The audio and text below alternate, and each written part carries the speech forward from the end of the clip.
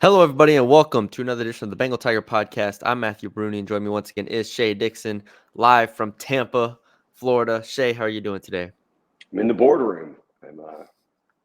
I've been promoted. I'm not at the head of the table, but off the table. I'll get to the board table soon. I am tucked away in a Tampa hotel in the only quiet spot I could find to do the podcast. So hopefully Yes. the Saints team doesn't come bursting in here at some point. They should be at the game. Yeah. Last year you had a bunch of Cheez-It packages with you. ReliaQuest, did they come through with anything? Any gifts? Yeah, no, there's cybersecurity. So I think just good Wi-Fi. And we got a little mini helmet. So that was it. Nothing Okay. big. The Cheez-It Bowl really addicted me to Cheez-Its for a good year. And I think the Pop-Tart Bowl might have done that, even though I didn't attend it. Just some great marketing there. I cannot wait to get home and buy some Pop-Tarts. I've not eaten a Pop-Tart in 15 years, but now I'm eager to try one. 15 years. Yeah, I don't think they've changed. I don't think they've changed from when I was a kid. So, Well, that's the debate. What is the number one flavor of Pop-Tart is what everyone's after now. I'm frosted strawberry probably. I mean, that's the number one pick usually. I think that's like the consensus. Like, all right, we're getting Pop Tarts. That's kind of what you think of with the Pop Tart. But I've had a lot of different Pop Tarts. When I was a kid, I used to love the s'mores Pop Tart. Yep, people are talking about the s'mores. Really, yeah, s'mores. Really just anything that tasted like it was a Would you dessert. eat a Pop-Tart that didn't have any frosting, like Well, the plain Pop-Tart? I went to an after school program in elementary school, and they gave us unfrosted, singular one unfrosted Pop Tart, strawberry every time. So, or not every time, but a lot of times. So yes, I have experienced that. Um, it wasn't great. I wouldn't do it No. now. No, I wouldn't do it now. All right, we have a bowl game to preview here. LSU and Wisconsin. LSU, obviously, we've covered them throughout the year. To me, this was interesting to get to know this Wisconsin team. Ends the year at 7-5 overall, 5-4 in conference play. We'll talk about them a bit more in the matchup ahead.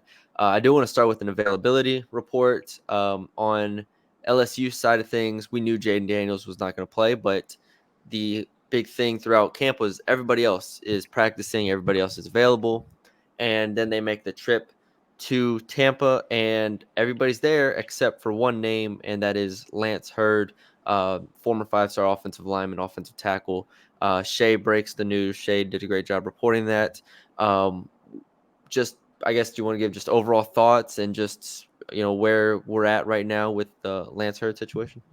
Yeah, he's not with the team. It seems from what Billy talked to Lance, we talked to a number of sources, and then Brian Kelly even came out and said it, and all of it sort of matched up is that he's at home, he's mulling over his decision or future with the program, and Brian Kelly said they would pick up those conversations with him and his family when they got done with the bowl. Kelly wanted to focus on the guys that were here, and that made it pretty clear that at some point in the past week or so, because I was at the team event when they went to Walmart and bought toys for the kids, and Lance was there. So he's been practicing, he's been out there, but I guess there came a point where he said, or they got into a discussion about what his future was on the offensive line. Obviously, he did not get a starting job as a true freshman, but then again, Matty B, all five of the starters stayed the same five starters all season. They were Joe Moore Award finalists. So there wasn't any rallying cry like that Brad Davis was not choosing the right five guys.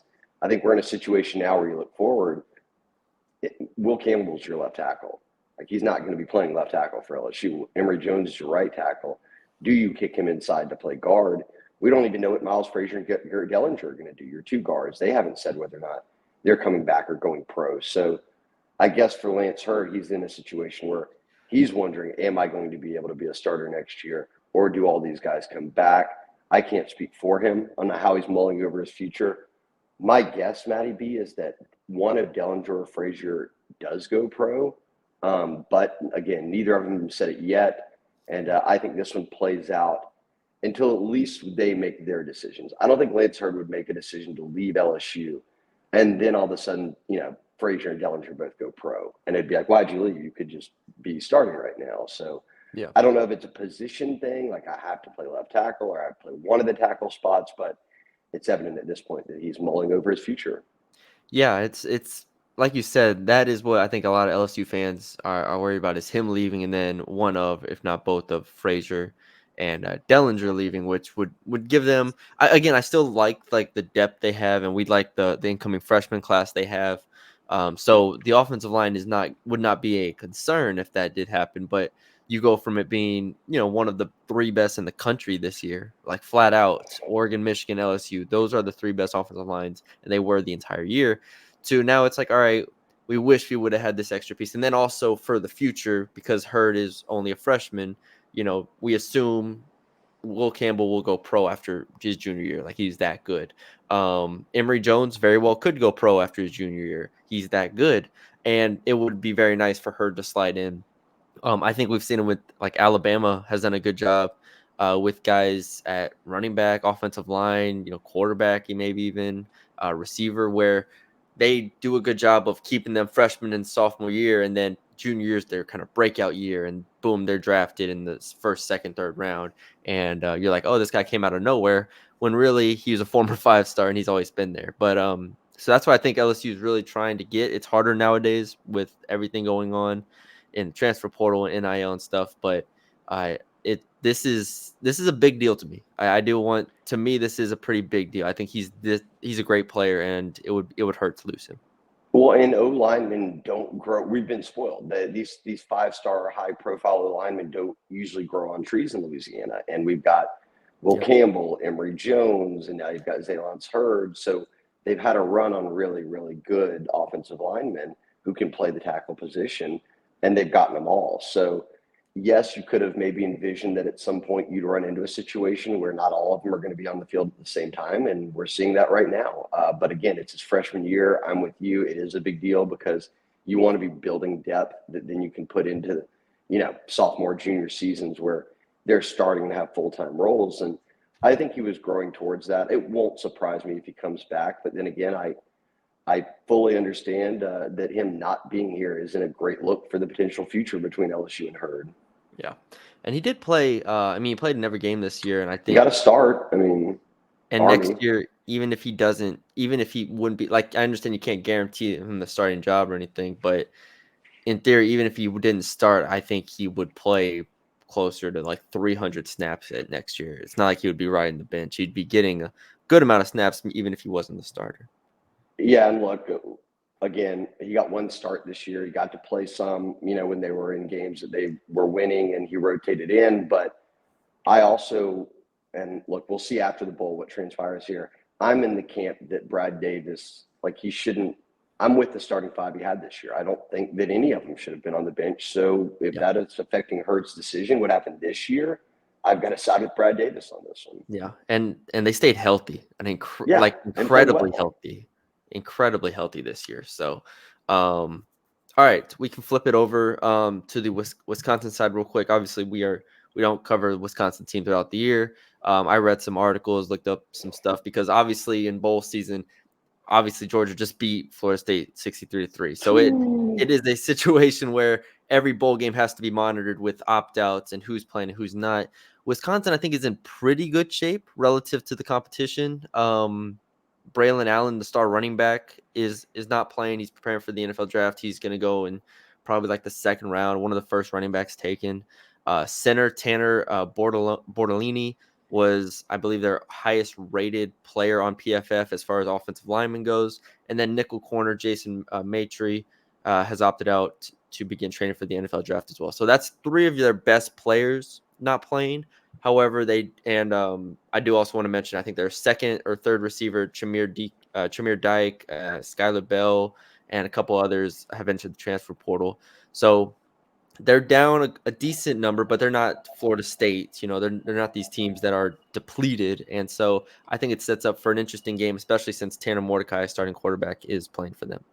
Yes. Braylon Allen is the biggest one, right? I mean, for each team, whether it's Jaden Daniels or Braylon Allen, that's the best player on the team. So you start from there with each team won't have their, premier piece on offense. From listening to Luke Fickell, I could tell that losing the starting center was a big deal, and that they were having to bring along a guy across the past 14, 15 practices, the bowl practices that you get, that had not had any experience this year playing. So he said, "Well, that's good for his future." I don't Yeah. know how that lines up for right now. You could Wasn't tell it? that Fickle Is it is Jake Renfro starting for them in this one? is that who it is? Is it Is Renfro? It might be. because Renfro didn't play all year last year, and they didn't play all year this year. I believe it was because he was injured, and then I think he was on the depth chart. If he is starting again, we're not Wisconsin rights, but that was the whole thing. I was like, oh, Jake Renfro, the guy that LSU was pushing, a lot of teams were pushing for, but he didn't play Yeah. all year, and then he's I don't know, in the mix, I guess, to be starting center for them, which still is hard. So it is Renfro, transferred in from Cincy, missed all of last year with injury, missed a bit of this year at the start of the year with injury. And then, as Fickle said, it kind of just didn't pan out for him to play a lot this year. But with the starting center moving on, Renfro gets the nod there. So a guy who has played a lot of football, it was at Cincinnati, but he's been injured these past 2 years. And like I said, I could tell from Fickle's media presser when he and Brian Kelly were together that Braylon Allen's a big deal, but to lose your starting center was a very big deal to them, and a team that prides himself obviously on being very physical and very good up front. When you lose that guy who's in the middle that's kind of helping Mordecai out, calling out the blitzes and everything else and different protections, that's a big deal. So I will note too, the backup running back is someone that when we talked to the guys on defense said, hey, look, this kid from the tape we've seen him is still pretty good. So I think I don't mean to discredit Brandon Allen at all, because as you said, he's going to be one of the top running backs taken in the draft. Running back's still a position where you can lose a guy and like that next guy can step up and still have some success. Yeah, for sure. All right. And let's be real, teams have run on LSU this year. So yes. with Yes. worse running backs than Braylon Allen. Yes. And who knows? Tanner Mordecai could even start running on them. I wouldn't be shocked. Do you think, what's your biggest deal here? That it's Braylon Allen? Yeah, Braylon Allen he's the engine for this offense. He 181 carries, 5.5 yards per carry. Even with this offense of Wisconsin, which we can transition into Wisconsin offense versus LSU defense, this Wisconsin offense, even though they have become, I guess, they're not what they were 10 years ago or 6 years ago, where it was handing the ball off to all these great running backs they had. They still have only thrown the ball. I think Tanner Mordecai is only passing for about 185 yards per game when he's in the 9 games that he's played. So it's not like he's lighting it up.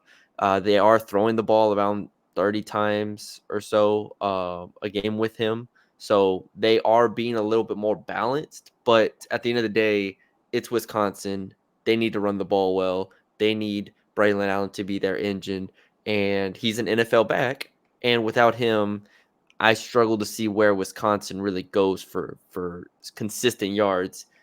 But then you get to the LSU side of things, and you want to say, hey, they've had 14 bowl practices. They have everybody healthy, including Mekhi Wingo.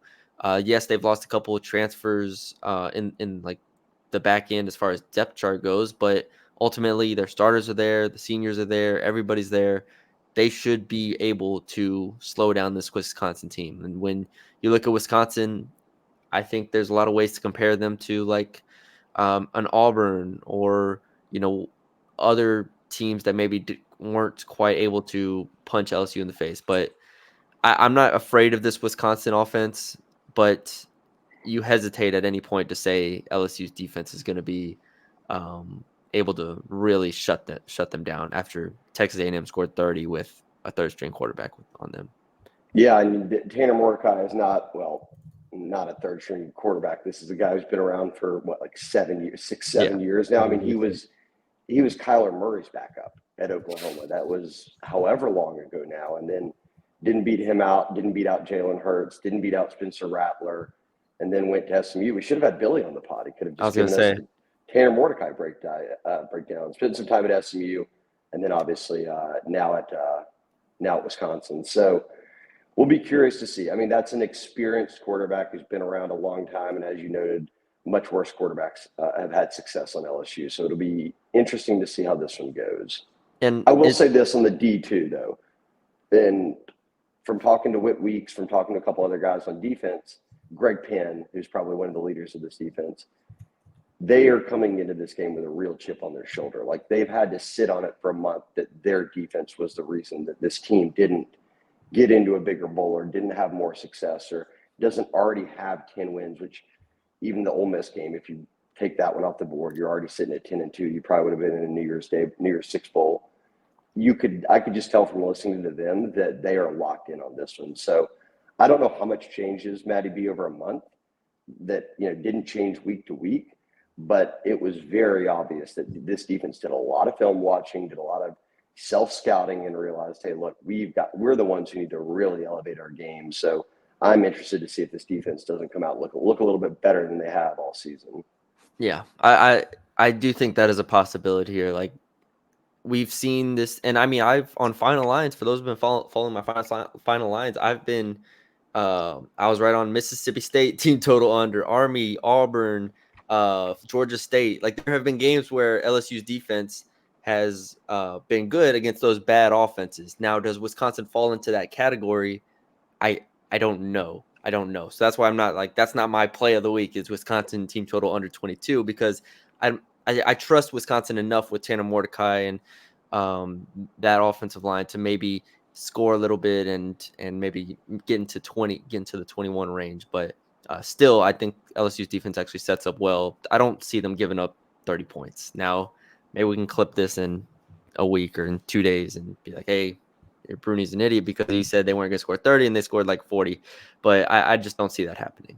No, I'm with you. I don't either. And I do think that their ability to take a month to really see kind of where things were going right and wrong and have some of these younger players. I mean, if you're playing Toviano, Stamps, these guys, they were thrown in as starters at corner, might be as true freshmen on the back end.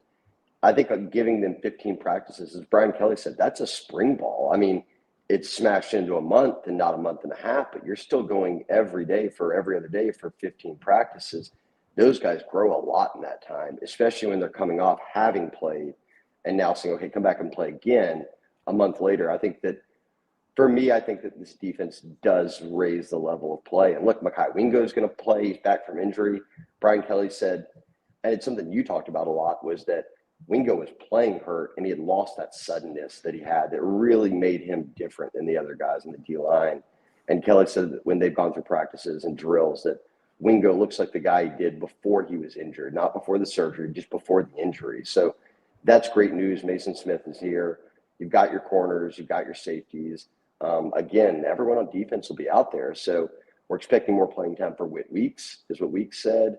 Deshaun Womack will play a good bit. So I think it'll be a nice chance to see a blend of some of the guys who are going to be bigger pieces next year, but also, the defense that's been there with them the whole season. Yeah. For those looking at on both sides of the ball, for those looking for, hey, let's go see all of the freshmen, like an all freshman lineup, that's not going to happen probably until maybe the fourth quarter, if at all. So, but they will work in, like you said, those guys, Kylan Jackson, Jackson Howard, all those guys, we've heard their names called throughout the week. So we'll see how that goes. Let's flip it. LSU's offense versus Wisconsin's defense. Clearly, Wisconsin throughout the year has been more of a defensive team. I believe I looked it up. Their EPA is top 30 in the country defensively. Let me find it. 38th overall in defensive EPA. So much better on that side of the ball. The schedule, like if you look through it, they haven't scored 30 since September 22nd, but they've been able to win games over Illinois and Rutgers, a 24-13 win there. Nebraska, Minnesota, their wins. I think the biggest question here for LSU is, how does Garrett Nussmeier look? And this is what 3 years of hype and question marks have come down to, even if it is only a bowl game and we have all of next year to look at him. This is going to kind of set the tone for the offseason for a lot of LSU fans. So I'm expecting him to have a good game. I don't think he'll be perfect. I do not think he'll be Jaden Daniels. I think there will be some bumps. I think he'll probably throw an interception. But ultimately, they have enough talent. I think he's going to have a pretty good game, probably surpass like 300 yards and 2 or 3 touchdowns. I think that, too, if you look at Nussmeier's stat line, 8 touchdowns, 6 picks. So for every couple touchdowns he's throwing at least a pick. It averages to more than that. That's the gunslinger mentality that I think he had as a backup. I don't think he comes into this one with that. From talking to Garrett, we got a chance to sit down and talk with him. And then hearing Brian Kelly this week, it sounds like kind of that in his mind, something has shifted. And it's like, okay, I'm not the backup anymore. I can't just go in there and throw it deep. And it doesn't really matter because we're up. He knows, hey, this is from the first play of the game. It's in my hands. I think we'll see a little bit more, and I don't mean this in a bad way, but a more reserved Garrett Nussmeier who isn't taking risks and is trying to say, hey, look, I'm going to play within this offense. I know that my shots will come. I think they'll really come against a team like this where they've got Malik Neighbors, they've got Brian Thomas, they've got Kyron Lacey. Like his receivers are all there. He's got the O-line. He's got Logan Diggs back. You've got Josh Williams and Caleb Jackson and all your running backs. So I think that if he just plays within the offense, he'll be fine. From talking to him, it seems like he's carrying a little bit of confidence right now, some quiet confidence that I'm going to go out and play well. And Brian Kelly said, look, he's walking around the building a little bit differently now, knowing that Jaden's handed him the reins here. So I'm with you. I think this could be a 300-yard passing game for him, perhaps. But I also, and again, clip it if I'm wrong, I wouldn't be surprised if he doesn't turn it over. I think that this is a game where he is going to be much more dialed in on not turning it over than those games when he got to come in as a backup or whatever. And it was like, I'm going to sling it, and that's just what I do. And this is very different. As much as I laud and applaud his performance against Georgia last year, this is a very different situation than that, where last year against Georgia, you're losing. You really don't have anything to lose. You can just sling these 60-yard passes here, and if they're completed, great. If not, whatever.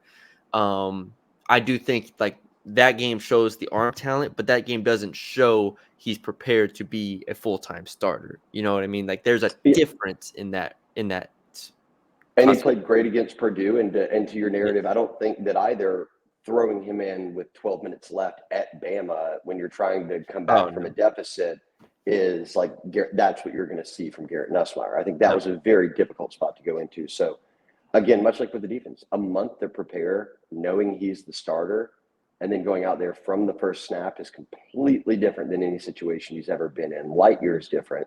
But look, Brian Kelly said, look, there's pressure on him in this game to win. They want to get to 10 wins. They want to do all these, benchmarks that a win would hit. And he said that guys like Garrett Nussmeier are built for these type of moments, big lights. He played big-time high school football in Texas. He's stuck around here. He's, like you said, he's been in an SEC championship and played. He's been in a bowl game before and played extensively. I mean, he's got half the reps in last year's bowl game, basically. And then he's been on the road at Bama in crunch time where he got thrown out there this year. So I don't think the nerves will be too much for him. I think he's going to play well. Yeah. Like I was going to ask, I was like, what players are we interested to see offensively? And the offensive line is going to be the offensive line. I'm sure, yes, we'll see some like DJ Chester and maybe Tyree Adams or, other guys sprinkled in there for sure. The offensive line is what it is. Tight end Mason Taylor will play a lot. Mac Markaway will play a lot. I do think the one guy who I'm interested to see here is Kamorian Pimpton. In the bowl practices we were able to watch, he got a lot of run in those. So I think Pimpton will be used heavily. And then a receiver, we're going to be able to see the freshman receivers. Those are the ones: Shelton Sampson, Kyle Parker, Jalen Brown. We'll see what Kai Preon's doing if he's on offense or defense. But overall, I think those guys are everything else is known about the offense for the most part, besides Nussmeier. Those are the guys I'm interested to watch. This could be a big Mason Taylor game. I mean, he was a guy who wasn't used a ton by Jaden this season, but, could be a guy that Nussmeier uses a good bit as kind of that safety valve to kind of drop off whenever it's not there and he doesn't want to risk, a pass deep or whatever it might be. But I'm also going to say if this game's close, I think the personnel looks a lot like it did all season. It's going to be your starters. It's going to be then Garrett, and then it would be Kyron and BT and Malik. And I know there's the thought, and I'm fine with it, that Malik needs 20, 30 yards to break LSU's all-time receiving record. He's a projected first-round pick. He would get that number and then would sit. I think if this game's close, Matty B, in the fourth quarter, he's still playing. I bet he goes back out there. Like, I can't see him sitting on the bench if that game were tight late in the game. Yeah. Same with Brian Thomas. That's gonna be the interesting thing here is how long will they play? If it's a blowout, I don't want For Malik sure, Neighbors to play past for sure. whenever he breaks the record. I mean, We'll see for what the his score is at interest, and halftime. then yeah, sure. We'll see what the score is at halftime. I think LSU gets control of this game fairly early, so I don't think we'll have to worry about it too much. But yeah, it is an interesting thought. All right, you want to hit an ad and then give our predictions? Yeah, well, it's a preview and prediction pod, so y'all know what it is. It's game time. Download the Game Time app and redeem with the code TIGERS. If you see it on the screen there on YouTube, TIGERS, and you get $20 off your first order. Terms apply. That's TIGERS, TIGERS. $20 off your first order. Download the Game Time app, create an account, use that promo code if you haven't already. That'll help you out as you get your first tickets, whether it is sports, music, comedy shows, theater, it doesn't matter. Game Time's got everything. And I looked up before the game. I'm actually using my phone to do this podcast right now, so I can't do my Oh, that's normal. a great quality. I didn't know you were doing it on your Maybe I phone. should just switch over to my phone permanently. Wow. This computer. Yeah, we're looking good today, Matty B. Crazy. So I can't do my normal, like, hold it up and then show you the map, and then it flips and y'all actually don't get to see anything, which is my go-to move with Game Time usually. But I did look before we got on, tons of tickets still available. So if you're in the Tampa area, or if you're already down here and you haven't gotten tickets yet, hop on Game Time. A lot of tickets left. Prices are dropping. They'll have flash deals up, last minute ticket deals, which a lot of people were using to go watch the Lightning play down here this week, to go see the Saints play on Sunday. There you go. Matty B's got it up. The Pelicans game, though. Pels, NBA, anything you want, Game Time's got it. So, if you're coming down to Tampa or in the area and you have not bought tickets yet, Game Time has a ton of tickets on there, and they will drop even more before kickoff. So check out the last-minute deals, whatever it might be, and get on Game Time. Promo code TIGERS, $20 off. It's Lakers at Pelicans tonight, so it's a little more pricey, a little bit more pricey than the normal one to go see LeBron and AD against Zion. Okay, game ball predictions. Yeah, offense. Ooh boy, it's hard not to say Garrett Nussmeier, right? I mean, if the offense does well, wouldn't it be Garrett Nussmeier? Yes. Or would it be Logan Diggs? Now, or, the question, the hard part, and I wrote about this in my Final Line story, which is out now. Go check that out. Is like when looking at the props, it's like, all right, well, how much is everybody gonna play here? Like, I would love to take Malik and Brian, but like we said, if they're up like 25 at halftime, then they're not playing the second half. So it's like, all right, but I do think both will hit a big play each. So, and that goes back to Garrett Nussmeier. So, I think he's the ultimate like safe pick. If you want like let's do like one sleeper pick here of a big game from somebody. Right. You're about to go way off the radar. Pick a starter at least, Matty B. Okay. No, don't. Pick whatever you want. No, okay, don't. I'm gonna take. I think I in practice, Kamorian Pimpton was getting a lot of run. We've been bit before. I think coming into the season, we were like, hey, he's gonna have like 3 or 4 touchdown catches here. He hasn't quite done it, but they haven't needed him. And maybe if Malik and Brian Thomas don't come out in the second half, they might need him. Throw him out there in the slot, maybe throw a slot fade up to him. A Kamorian Pimpton touchdown reception. What odds can I get that at on the sports books? Oh, probably pretty good odds. He hasn't done it yet, so it's got to be like plus 700. Oh yeah, you'll get plus odds for sure. Big plus odds on that. Okay, my pick if it weren't Nussmeier would be Brian Thomas. I think he goes over 100. I think he has multiple touchdowns.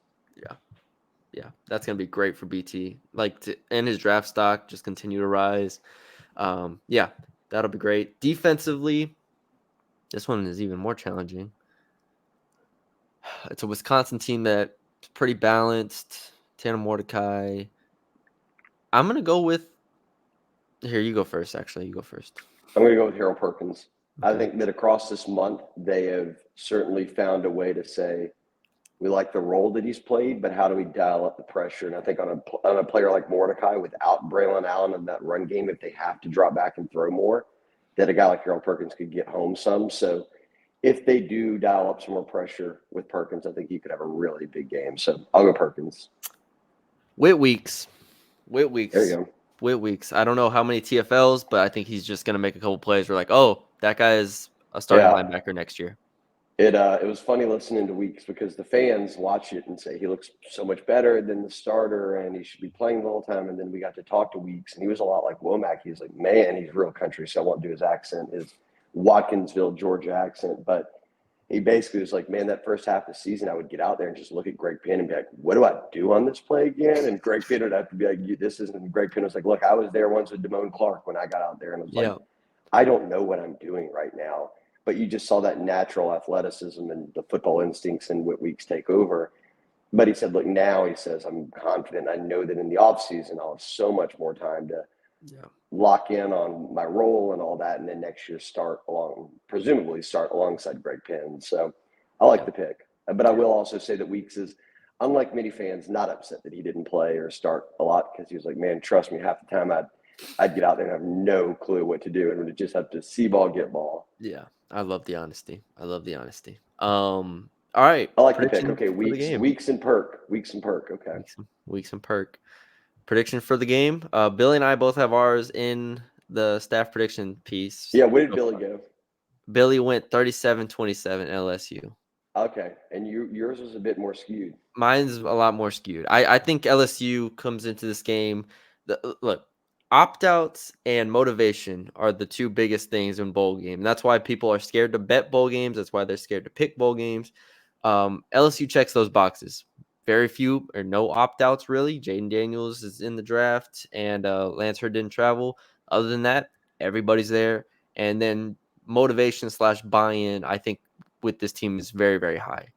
Now, they're not playing Purdue last year where opt-outs and motivation were major questions. Wisconsin is actually a well-coached football team. Luke Fickell knows what he's doing.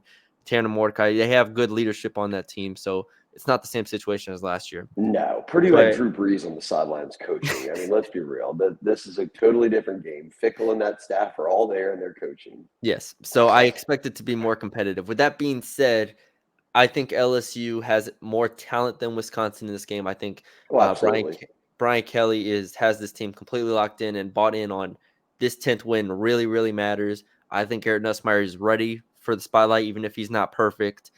And I think it says a lot that Malik and Brian Thomas are playing in this game. I think that says a ton about this team and a ton about what they want to accomplish, even if they only play a quarter or two. Like, it doesn't matter. That's a big, big representation of where this team and program's at. So I think LSU rolls. I think LSU scores in the 40s. Give me 45-20 LSU. Ooh, I'm going 37-24.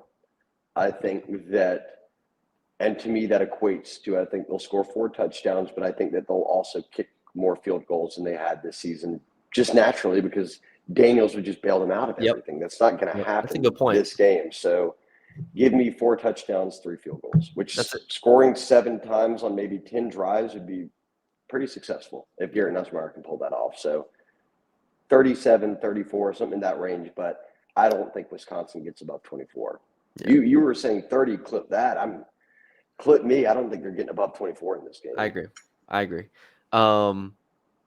We could spend a whole podcast, and we will probably spend a whole podcast on the differences between Garrett Nussmeier next year and Jaden Daniels this year. And like you said, obviously Daniels, like, the running ability makes them so tough to stop in the red zone, like on third downs. They were number 1 in the country in all these statistical categories. And now it's, all right, how do we get those tough yards, those, first and goal from the 7 type plays? That's going to be really interesting. So I do like that point of maybe them having to settle for a few field goals here. We forgot to do a special teams MVP prediction, but it would be Ramos for me because I think he actually gets a little bit more action than he does normally when the offense just goes down and scores touchdowns every single time. So Ramos would be my pick. Yeah, I'm not taking Bramblett. I don't even know who's going to be the punt kick returner. It's funny going out watching practices. They still have like 4 guys returning punts, just rotating guys in, like Jaylen Brown and Kyle Parker and those guys. So they're still fielding punts. They're just maybe for next year, I guess. And they've got them. Well, that's probably Xavier Thomas, the Mississippi State transfer. But 37-24 would be a cover and an over, which I believe would be an over. Yeah, 61. Right? Okay. Yeah. So LSU hitting the overs all season long. That'll continue, I think. Hey, final lines, pick of the week. It's already out, so go check it out on the site. But pick of the week, LSU -10. Now, Oh, there now you I go. will You're going say, straight. I will You're going say, straight Shay, I LSU will -10 on say, this one. I should have texted you, but like, I think when Jay and Daniels opted out, it got to 7.5.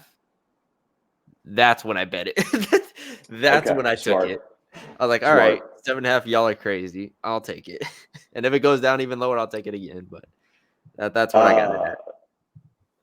okay, I like that. I still like 10 probably too. Yeah, I I think. don't think this is going to be anything like. Again, I agree with you. This isn't Purdue last year. That team had nobody on the team, and the coaches were all gone. This is a good Wisconsin team that is missing some pieces. But when you ran down earlier those lists of wins, none of those jump out at me as something crazy. Like as LSU season went on, hell, that Missouri win looked better and better and better as LSU season went on. So I don't think this is a matchup, especially the physicality. And we go this whole podcast not talking about it. From talking to the players down here, if they could use one word, they said after watching Wisconsin, it was physicality. So they know they have to match that. I think that they can. I think what is the difference in games like this is the speed and athleticism. And LSU's got that in spades compared to a team like Wisconsin. And that's just how the rosters are built. So if LSU can match the physicality, I think the speed is a difference maker in this one. And that's what separates these two in the end. Yep. All right. That's what we got for y'all today. We're recording this on Sunday morning, so we'll get this out. Give y'all about 24 hours to digest this before the game, and 11 a.m. kickoff Central Time, 12 p.m. Eastern Time will be the first game of a Yeah. big day for college football, where the two playoff games are right after it. So wake up, eat your breakfast, turn on LSU versus Wisconsin, and yeah, we'll see how it goes. All right, Shay, anything else? That's the goal, to be playing on the day the semis are played, just in the other games. Yeah, just in the Not wrong this one, games. but maybe All next right. year. Well, Shay will keep us updated from Tampa. He'll be there. He'll be live and ready to report anything. And yeah, thank y'all for joining us. Leave us a like, comment, share, and subscribe to the YouTube channel if you haven't already. We'll be back with obviously our consistent post game podcast, everything recruiting podcast, and yeah. So stay tuned, and we'll talk to you later.